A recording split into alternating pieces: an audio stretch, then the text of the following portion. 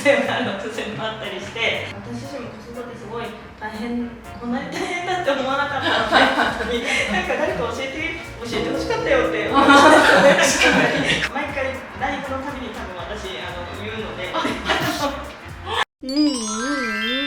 ねえ。なんか暴れちゃうときになんか悪用する薬があると少しおっしゃってたんですけど、なんかそれを飲むとなんかどういうデメリットがあってどういうメリットがあるかっていうのは知りたいな。そうです。まあ一般的にっていう話にはなるんですけど、もともと精神自体だったりだとか脳にやっぱり機能的に異常があるっていう時には興奮しちゃったりだとかっていうのはどうしても抑えられないっていう方が多いので、興奮を抑える薬にはなるんですけれども、いわゆるもう一般的な抗精神病薬って言われるような安定剤になってくるんですけど、暴れた時にだけ服用するっていう風に使ってる方っていうのは一般的にいらっしゃる。副作用がないお薬っていうのは世の中には基本的にはないと私は思っているので、ただそれがみんなに出るわけではないんですけど、子供によってはふらついちゃったりとか、眠くなっちゃったり、基本的にやっぱり興奮を抑えるお薬なので眠くなっちゃうっていうのは副作用としてもあったり、人によってはやっぱり便秘だとか下痢だとかっていう風な症状が出る子もいますし、いろんな副作用があるんですけど、少ない量からちょっとずつ試していったりはするので、副作用が出たらまた別の薬に試してみてっていう感じでやっていくことが多いですね、一般的には。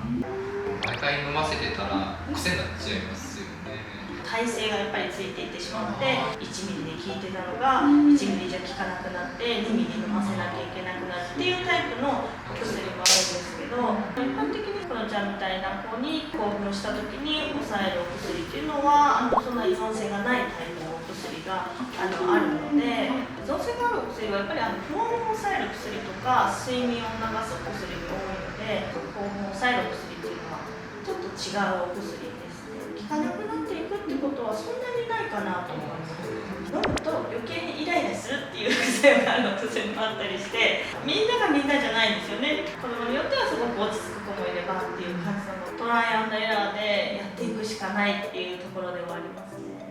でもなんか動画見させてもらってて、その薬なんかきっと飲んでるんだろうなってちょっとどこかで思ってたんですよ。 YouTube 見させてもらってて。そうなんですね。その睡眠のお薬しか使ってないって聞いたので、本当にお母さんとお父さんのなんか接し方もすごくなんか上手だし、それでお薬使わずにここまでやってこれてるんだなと思って、学園とかに入ってるような子の対応の相談に行かせてもらってた時があって、スタッフからどうにかしてくださいって言われるとじゃあお薬使いましょうかっていう風になってしまうので、本当にそれが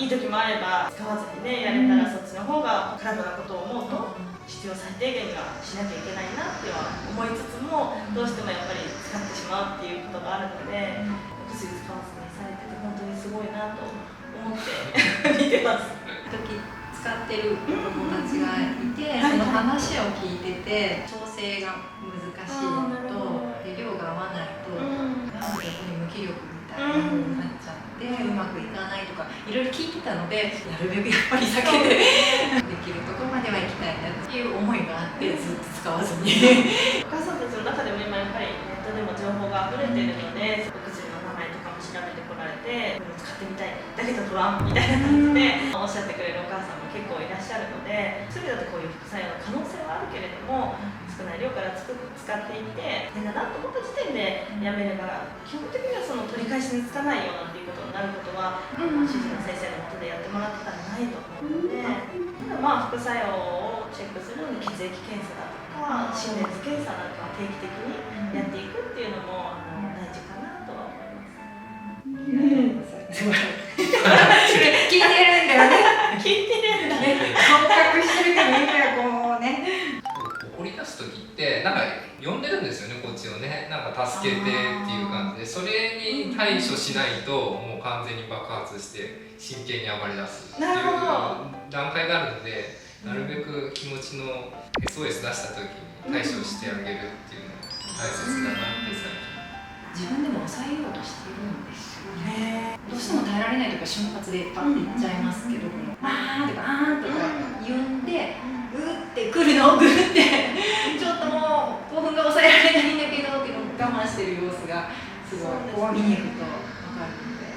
言葉ってね伝えられるようになってくるとちょっとずつその感情のコントロールなんかも子供なんかを見ててもできるようになっていくのかなっていうふうに思うんですけど、やっぱりその伝えたい気持ちが伝わらないっていうことがかのちゃん自身のやっぱりすごくストレスになってしまうのかなっていうのがね。でもなんかYouTube で何だったっけカードカードを使ってねやってるのとかねもうスイッチ入っちゃうとそれももう全然目に入らないですよね。風入っちゃうとそうなっちゃう。なんか後から冷静になった時とかにあの時ってどうだったのみたいな会話っていうのはできそうですか？できると思います。どうして今日は怒ってたのっていう感じで後から落ち着いた時に聞いてそのカードの中からもし状況があれば選んでもらうっていうのをコツコツやっていくとフロアのパターンかなっていうふうに分かっていくっていうこともあるのかなっていうのはありますか？投げたりとかも環境を整えるのが一番だなって思うので、その後教えていただいたのがその環境を作らないっていうことと投げずに打って思ったりするからできた行動を褒めてあげることによってそっちの方が強化されるから、そこを注目してどんどん褒めて、そうするとこの子にとっても行動を抑えるっていうか違う行動を取るとか、そういうのがどんどんできるようになるっていうのをお聞きしたので、今はそこをちょっと意識して。いやでも普段からお母さんのYouTube で見てるともうそれをまさにされてるなっていうのが伝わってくるので、わーってなっちゃうとこっちも余裕がなくなってきちゃうから何気ないできてることをしっかりと見て伝えてあげるっていうのはすごく大事だと思いますね。性の強化、負の強化、それってよく使いますね。あれなんですよね、知識として多分一回どっかで聞いてても、これをできるようにするっていうのに、結構時間がかかって、忘れてまた聞いてそうだったってもう一回意識してまた忘れてこの繰り返し。インスタもすごい発信されててなんか気軽にお話ができ気軽に話せる精神科医自称ですけどみたいなやっぱり澤先生みたいな先生ねお話ができる先生がいらっしゃったら、多分そういうのもね習慣化っていうか、私自身も子育てすごい大変、こんなに大変だって思わなかったので本当になんか誰か教えてほしかったよって思うんですよね。でもその経験がお母さんたちの何か助けになるのかなって思うと、なんか私のそのなんか経験も役に立つなというふうに本当に思います。なんかよくインスタで子供が感謝をね起こすんですってどうすればいいですかっていう質問が毎回大体あるんですけど、いつもこのラブチャンネルのお母さんを見てくださいってインスタグラムに秋もメンションしてでも結構知ってますって言って本当ですか？毎回ライブのたびに多分私言うのでありがとうございます。質問が来るので全お母さんに見てほしいなってすごく思いながらいつも私も見させてもらってます。ありがとうございます。長女のうち学校行ってなくて不登校なので本当に結構睡眠リズムぐちゃぐちゃなんですよ。昼夜逆転してる時もあって、だけど次女は一応学校に行ってるので朝起こさなきゃいけないんですけど、やっぱお姉ちゃんが行ってないのになんで私だけ行かなきゃいけないのっていう思いがすごく次女の中には強くて、いや本当そうだよなって私も思うんですよね。でも